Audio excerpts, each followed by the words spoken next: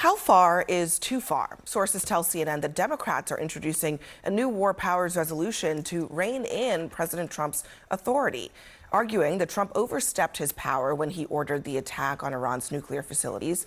Now, it all comes as top Democrats say the White House is intentionally keeping them in the dark. I asked for a Gang of Eight briefing. It has yet to occur. And it's not clear to me what the administration is hiding from the Congress and from the American people. And by the way, I mean, let's not lose sight of the fact that that an offensive attack against a foreign nation is something that the Constitution reserves to the Congress of the United States. You know, we had Congresswoman Nicole Malliotakis, a Republican, here last week, and she was saying they're not going to brief us until after this thing is all said and done. And there is something about that, Scott, that, you know, maybe you don't go to a full vote in the Congress, but to wait until you've already taken the action to brief even the Gang of Eight, this is a smaller group of senior leadership in the Congress, about what the intelligence says, I think is pretty extraordinary. Well, they did call Schumer, and I know they talked to him, and they tried to call Jeffries, who apparently didn't pick up the phone. So I know some calls were made. Look, one of the ways to keep things from leaking is to not tell a bunch of people who leak. And so, you know, I'm sensitive to this. The Gang of Eight, this is a pretty sensitive operation. There was a lot of misdirection. There was a lot of stuff going on here. Is a close hold. I know, and they called Schumer, and they tried to call Jeffries, and they told the Republicans. And look, we're not going to debate this in an open committee hearing when we're, you know, on a tight time window. You got bombers going one way, bombers going another way. I mean, this thing had to be held airtight, and that's what they did, and it worked perfectly. Except that Donald Trump tweeted his way or truthed his way through the whole thing. I mean, we do have to remember. Are you arguing it wasn't a success? I literally did not say that. I'm just saying President Trump spent a lot of time talking through this publicly on social media to the point where they had to have a contingency plan to have B-2s going in opposite directions, just in case they needed to sort of misdirect the Iranians. But we don't know whether it was a success or not. But you don't make a major judgment like that based on a one-day span. He's come out and said, I have a covenant with the American people. I tell them the truth. What do I say? We have completely and totally obliterated. No, you haven't. That's a lie, Brother Trump. Get off the crack pipe. You destroyed. You had severe damage. You didn't completely obliterate. Was there complete obliteration, you think? Is there intelligence that you possess that says that? Yes. You know why I know it? Because Because if, in fact, there was evidence for it, they would make it available, my brother.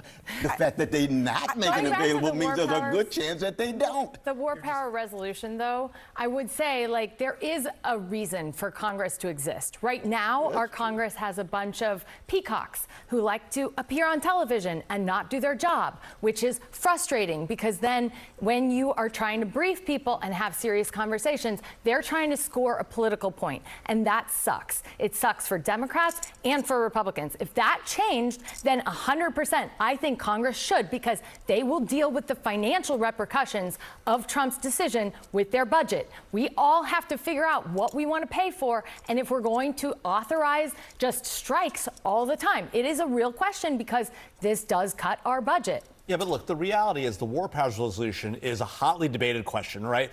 Congress has the power to declare war. The president's commander-in-chief. The Constitution has tension in it about who's authorized to do what when. So Congress has tried to resolve it by saying the president can deploy forces overseas into hostilities for up to 60 days simply by notifying Congress. He doesn't have to get their approval at all to do it. That's the war powers resolution. People always get confused and say, no, it requires the president to get congressional approval. That is not true. For up to 60 days, the president can go forward. And in fact, the Obama administration attacked Libya and said we can go past 60 days because it's not hostilities, because they're not firing back. It's funny you should mention that. Here's what Republicans said about that very thing 14 years ago.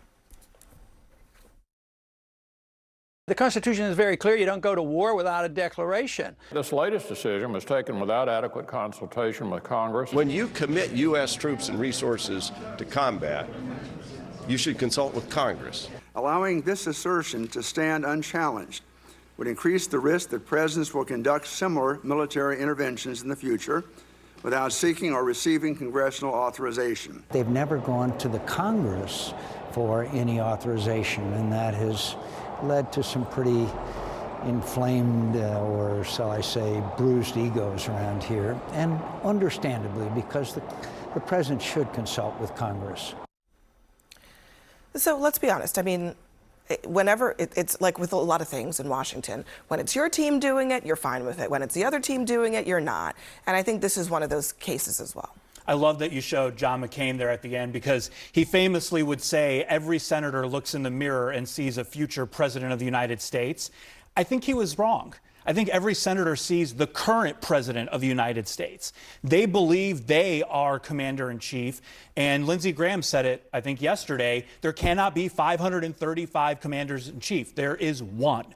And when it comes to making decisions that are related to national security and protecting the interests of America, we can't wait for Congress to get their pesky hands in it and delay and delay and delay and delay. And then the window of opportunity would be completely gone. Yeah, but I do want to say, I think you're right. I just have to say that the thing about it, though, is that it's always fine to start something. Yes. But when it comes time to finish it, then you have to go to Congress, and Congress has no What would choice. happen if Iranians deployed a nuclear weapon and then they looked at the government and said, why didn't you do something about this? I'm not advocating one way or another about this. I'm just saying that it's always easiest to say, oh, Mr. President, go do whatever you want to start this thing.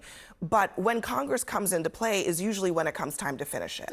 And that's when things get really tricky. And that's when the American people starts to push back on these conflicts. But here's the thing, Abby. The U.S. has been in conflict overseas and deployed troops into combat, into hostilities over 300 times since 1982.